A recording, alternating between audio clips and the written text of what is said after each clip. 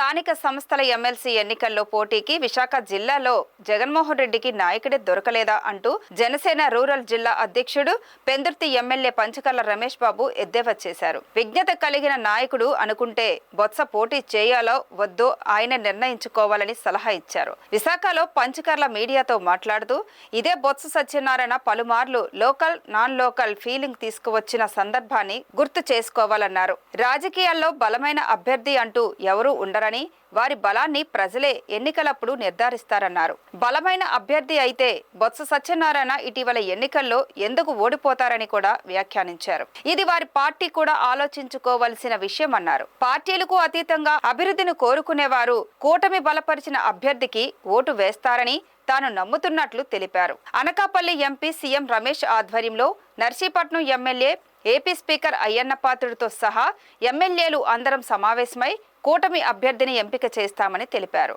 మా MP C M Ramesh గారి ఆధ్వర్యంలో ఇప్పుడు మీటింగ్ స్టార్ట్ అవుతా ఉంది. దానికి నర్సీపట్నం ఎమ్మెల్యే గారు అయినటువంటి అయ్యన్న పాత్రుడు గారితో సహా హోమ్ మినిస్టర్ గారు అనిత గారితో సహా అందరు ఎమ్మెల్యేలు కూర్చుని చర్చించుకున్న తర్వాత ఒక నిర్ణయానికి వస్తాం. ఆ తర్వాత మీతో మాట్లాడు. రాజకీయాల్లో బలమైన అభ్యర్థులు ఉన్నారండి. ప్రజాబలమే బలం. బలమైన అభ్యర్థి అయితే మొన్న ఆయన ఓడిపోతాడు, ఆయన కుటుంబం అంతా ఓడిపోద్ది. బలమైన అభ్యర్థిని మీరు నేను డిసైడ్ చేయం, ప్రజలు డిసైడ్ చేస్తారు. ఈ జిల్లాలో జగన్మోహన్ రెడ్డి గారికి మనిషి దొరకలేదా అని చెప్పి ప్రజలు మాట్లాడుకుంటా ఉన్నారు. జగన్మోహన్ రెడ్డి గారికి విశాఖ జిల్లాలో ఒక నాయకుడు దొరకలేదా అనేది ప్రజలు ఆలోచిస్తా ఉన్నారు. ఆ పార్టీ ఆలోచించుకోవాల్సిన విషయం. ఎందుకంటే చాలా గొప్పలు, చాలా ప్రగల్భాలు చెప్పి ఇదే బొత్స సత్యనారాయణ గారు లోకల్ నాన్ లోకల్ అన్న విషయాలు మాట్లాడిన సందర్భం వైజాగ్లో అనేకం ఉన్నాయి. మరి ఆయన విజ్ఞత గల నాయకుడు, అంత పెద్ద నాయకుడు, పెద్ద మనిషి అయినప్పుడు విశాఖపట్నంలో పోటీ చేయాల వద్దు అనేది ఆయన విజ్ఞతగా వదిలేస్తున్నా, జగన్ గారి విజ్ఞతగా వదిలేస్తా ఉన్నా. విశాఖపట్నంలో నాయకుడు లేడు అనేది మాత్రం ప్రూవ్ అవుతుంది. ఆయన్ని అభ్యర్థి. సంఖ్యాబలాలు ఏముండవండి.